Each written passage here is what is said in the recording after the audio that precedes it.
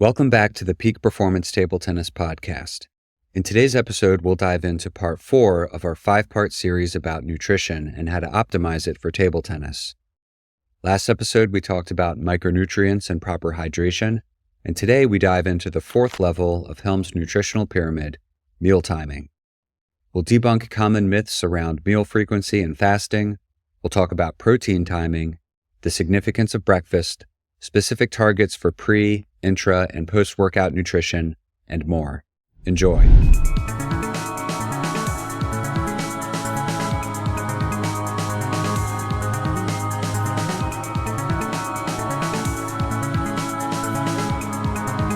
All right, let's dive into a topic that I think a lot of people are interested in, meal timing. Okay, because I have heard so many conflicting things over the years about, when to eat, how often to eat. Exactly, yeah. So let's bust some of those myths wide open. What's the first one that comes to mind?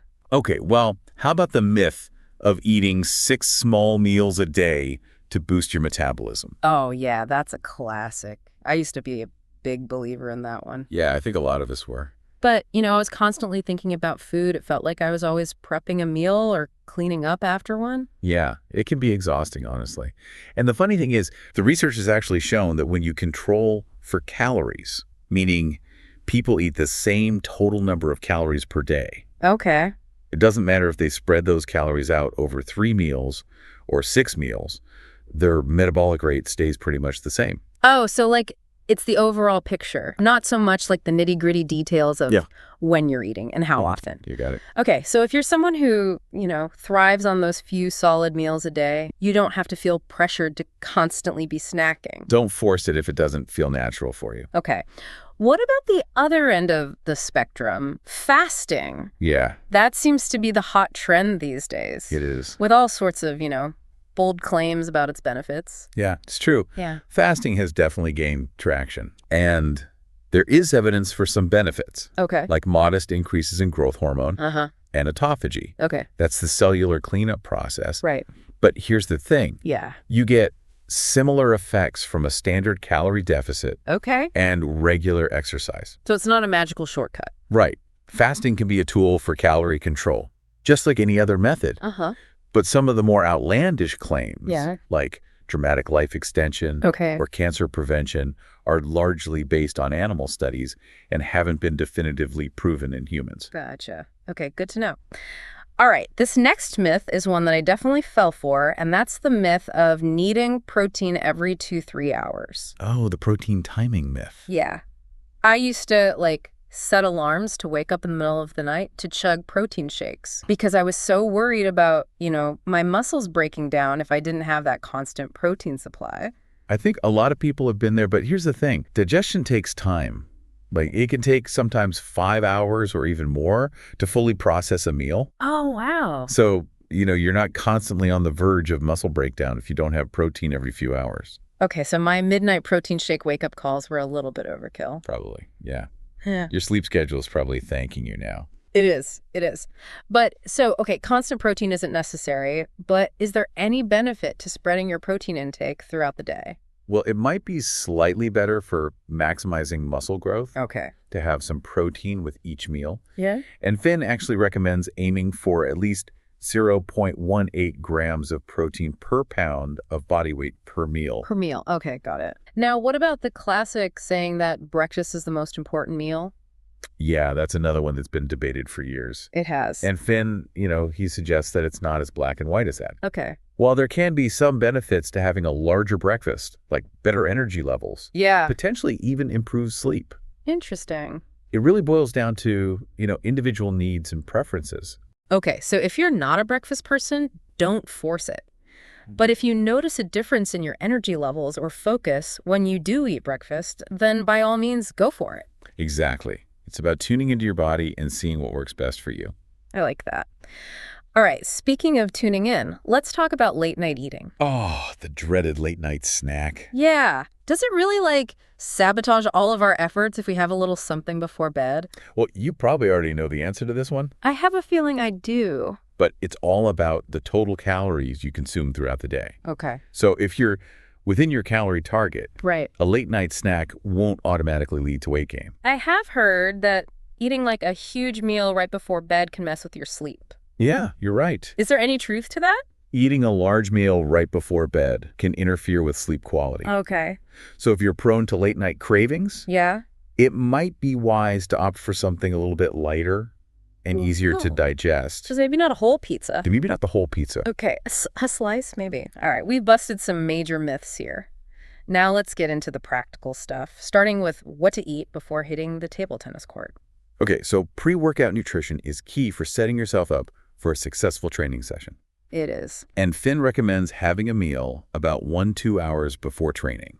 Okay. Focusing on easily digestible protein and carbohydrates. Things like grilled chicken, fish, or tofu are great options. Okay, so no heavy steaks right before practice. Probably not the best idea. Got it. And what about carbs? What kind of carbs should we be focusing on? Well, the amount of carbs you need pre-workout actually depends on how much you trained the day before. Oh, interesting. So if yesterday was a rest day, Okay. you probably only need a small amount of carbs, like a piece of fruit, to kind of top off your glycogen stores. And glycogen being our muscle stored energy, right? Exactly. It's like your body's fuel tank for exercise. Got it. But if you had like a really tough training session yesterday, or you're training multiple times today, you'll need more carbs to fully replenish those energy reserves. Exactly. In those cases, think things like rice, pasta, or potatoes. So basically, adjust your carb intake based on how much energy you've already expended. Precisely. You want to make sure you're adequately fueled, but not overly stuffed. Yeah, that makes sense. Okay, so we've got our pre-workout meal sorted. What about fueling up during those longer training sessions or tournaments? What do we do then? That's where intra-workout nutrition comes in. Okay. And for a typical table tennis session, your top priority is staying hydrated. Hydration, okay. Yeah. Aim to sip water consistently throughout your practice. All right, so just consistent water intake throughout. Exactly. But, what about those intense marathon training days or when you're sweating buckets in a heated match? Yeah, I was going to ask about that. Like, is water enough in those situations, or do we need something more? When you're really pushing your limits, especially in hot and humid conditions, electrolyte replenishment becomes super important. And a good carbohydrate electrolyte sports drink can be a real game changer. Okay, so not just water, but a drink that also replaces those essential minerals that we lose through sweat. And I've heard some athletes talk about being salty sweaters. Yes. What's that all about? So some people naturally lose more sodium through their sweat than others. And for them, adding a pinch of salt to their drinks or opting for a higher sodium sports drink can be really beneficial. It's all about listening to your body and recognizing those signs of dehydration. So like if you're feeling unusually fatigued or you're experiencing muscle cramps or even getting headaches after training, those could be signs that you need to pay more attention to your electrolyte intake. Exactly. Dehydration can manifest in many ways, so it's important to be aware of the signs. Okay, so personalized hydration is key, and we can figure that out by weighing ourselves before and after training to see how much fluid we've lost. You got it. Got it. Now, let's get specific about carbs during table tennis training. Do we need them for every session, or is it kind of like a situational thing? Well, it depends on a few things, like the intensity and duration of your play. Okay. For casual practice, water might be enough. Got it. But for those intense, continuous matches, especially in tournaments, supplementing with some carbs can make a real difference. Like what kind of difference are we talking about? Well, research suggests that consuming around 30-60 grams of easy-to-digest carbs, like those found in a sports drink, can help delay fatigue and potentially even improve your performance towards the end of a match. That's like giving yourself an extra gear when everyone else is starting to fade. Yeah, there's some interesting research from the world of badminton that supports this idea. Consuming some carbs during a match, especially when fatigue starts to set in, might actually boost your serving accuracy. Wow. It seems that a strategic intake of carbs during those moments of fatigue can help to sharpen your focus and coordination. That's fascinating. It is. It's pretty cool. Okay, so for those longer matches, maybe having some carbs on hand could be a good idea. Exactly. And for tournaments, having those easy-to-digest snacks on hand, like bagels, bananas, or even some cooked rice, can help you maintain your energy and focus throughout the day. Makes sense. So we've covered what to eat before and during training, but what about refueling after we've, put our bodies through the ringer? Post-workout nutrition is just as important as pre-workout. Just like before training, protein plays a crucial role in post-workout recovery. Okay, to help rebuild those muscles. Exactly. Aim for that palm-sized serving of protein again within a couple of hours after training. Got it. But do we always need carbs after training? It depends on when you're training again. If you're hitting the table twice a day, you definitely need to replenish your glycogen stores with carbs. Okay, so for those double duty days, carbs are a must. And what kind of carbs are we talking about here? Anything specific? Finn recommends aiming for 0.23 to 0.28 grams of high glycemic carbs per pound of body weight every 30 minutes for 2-4 hours after training. Okay, high glycemic carbs, that sounds kind of intimidating. What does that even mean? It just means that they're digested quickly and raise your blood sugar rapidly, which is what you want after intense training. Got it. And here's a little pro tip from Finn. Combining fructose with glucose can be even better for glycogen replenishment than glucose alone. Plus, it might help prevent any digestive discomfort. Oh, so fructose being the sugar found in fruit. So adding a banana to your post-workout smoothie could be a game changer. Precisely. It's all about being strategic with your carb choices. Now, what if I'm not planning on training again for, 24 hours or more?